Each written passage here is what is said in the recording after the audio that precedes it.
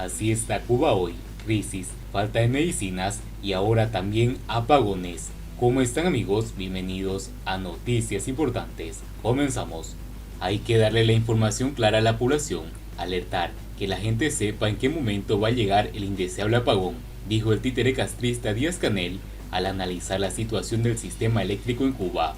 El títere castrista pidió a las autoridades informar a la población el momento en el que sufrirán los apagones eléctricos en medio de una crisis nacional agravada por la falta de combustible y piezas de repuestos en las principales termoeléctricas del país. Hay que darle la información clara a la población, alertar, que la gente sepa en qué momento va a llegar el indeseable apagón. Entre las causas que agravan la crisis se encuentra el incremento del consumo en el llamado horario pico.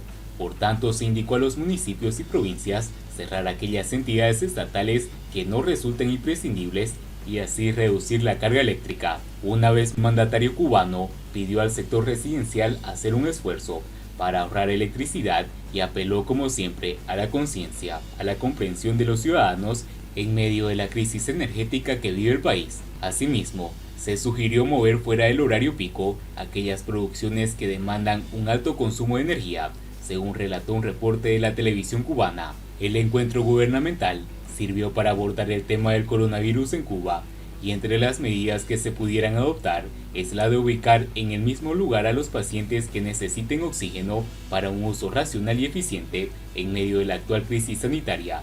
Necesitamos un concepto de ahorro, un concepto de eficiencia en el trabajo, dijo el también primer secretario del Partido Comunista, quien tuvo que reconocer el despliegue de recursos técnicos y humanos para garantizar el oxígeno medicinal en los hospitales y centros de aislamiento ante la escasez y el déficit del sistema sanitario cubano, para intentar lavar la imagen de la dictadura, tras las declaraciones del primer ministro Manuel Marrero Cruz, cuando culpó al personal sanitario de la crisis asociada al coronavirus en Cuba. El títere castrista agradeció a los trabajadores de la salud pública por el papel que están desempeñando. Una de las razones que obligó al pueblo a salir a las calles a protestar de manera pacífica el 11 de julio fue los apagones eléctricos que se extienden durante horas en toda la geografía nacional.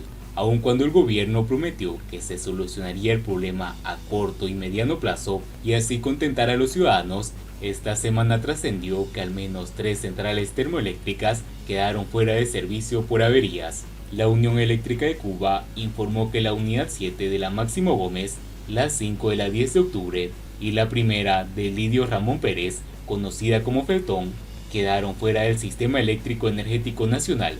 Estas y otras plantas termoeléctricas abastecen de electricidad una parte considerable del país, y con sus servicios interrumpidos, la población debe permanecer a oscuras durante largos periodos en medio del caluroso verano que vive el país y el encierro al que las autoridades someten a los ciudadanos como una medida de prevención frente al coronavirus. Siguiendo con las noticias, criminalizar la venta irregular de medicinas agravará la escasez en Cuba y subirá los precios. Por donde sea que se lo mire, la culpa es de la dictadura cubana. Criminalizar a los que venden medicamentos cuando están supliendo una necesidad que el Estado no puede cumplir es como tener hambre y no saber cocinar y pelearte con el único cocinero de tu pueblo.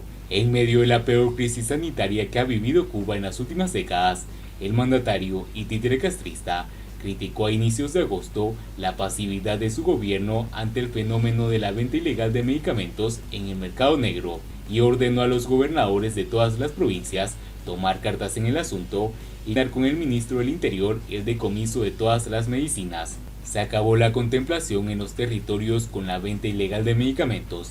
Eso no se puede permitir y tenemos todas las maneras operativas para hacerlo, dijo durante una reunión del Grupo Temporal de Trabajo creado para el enfrentamiento del COVID-19. Criminalizar el fenómeno a escala social fue la respuesta del gobernante ante las continuas denuncias de la población por la escasez de fármacos en el país. Sin embargo, las autoridades continúan sin darle una solución a la raíz del problema. El alza de los precios de cualquier bien o servicio se deben a la escasez del mismo. Si los precios son altos, la culpa es de lo que provoca la escasez. Pero, ¿qué provoca la escasez de medicamentos en Cuba?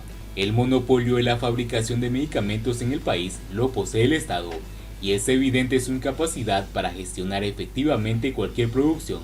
No son aptos, siquiera para garantizar lo que año por año ha sido un caballito de batalla: la medicina.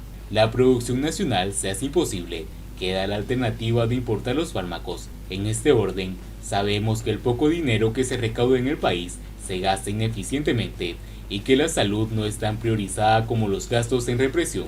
Esto ha sido más que evidente con el amplio despliegue de efectivos y el equipamiento militar luego de los sucesos del 11 de julio del presente año, con lo cual inferimos que no hay presupuesto para comprar medicinas, aun cuando sí lo ha habido para el sector militar. El mercado negro que genera la economía centralizada, una vez más, intenta suplir las deficiencias de esta, surgiendo así agentes económicos, las conocidas mulas, que viajan e importan los medicamentos.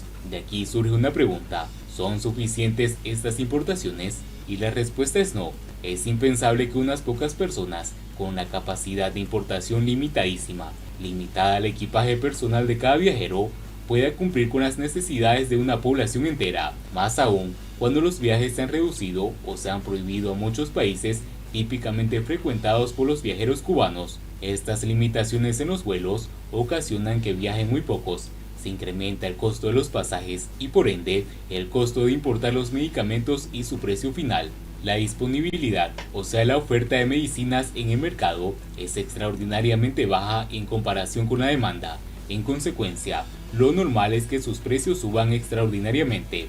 Este alto precio actúa como un incentivo para que más personas quieran importar medicinas y ganar más dinero, lo que haría incrementar la oferta en el mercado y así disminuir los precios. Pero la pregunta es, ¿por qué no han bajado los precios entonces, si es un incentivo que aumente la oferta y disminuyan los precios? La respuesta es sencilla: el Estado no produce, no importa, y impide que más personas viajen y traigan medicamentos con las limitaciones de vuelos, y no contempla la comercialización privada de medicamentos, por lo que tampoco existen empresas privadas importadoras y distribuidoras de fármacos. Es decir, la oferta está estancada, no aumenta y por lo tanto no disminuyen los precios.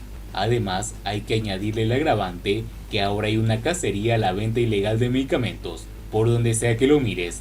Desde la dictadura cubana, criminalizar a los que venden medicamentos cuando están supliendo la necesidad que el Estado no es capaz de cumplir es como tener hambre y no saber cocinar y encima pelearte con el único cocinero de tu pueblo. En resumen, lo que pasará es que no habrá importación ni venta de medicinas, es decir, no habrá medicinas ni caras, ni baratas, ni regaladas, simplemente no habrá. Hay muchas personas que no pueden pagar el alto precio, pero hay otros que sí, y esos están beneficiándose. Criminalizar un negocio legítimo porque la oferta es baja y por lo tanto los precios altos es cosa de resentidos sociales y socialistas, más aún cuando la escasez es generada por el mismo Estado socialista, que encima impide el crecimiento de la oferta y la disminución del precio. Y bien amigos, así vamos terminando las noticias importantes del día de hoy. Espero que las noticias hayan sido de su agrado y no olviden que nos ayudarían mucho compartiendo las noticias y así poder informar a muchas más personas de la verdadera realidad en Cuba. Patria y vida mis hermanos, nos vemos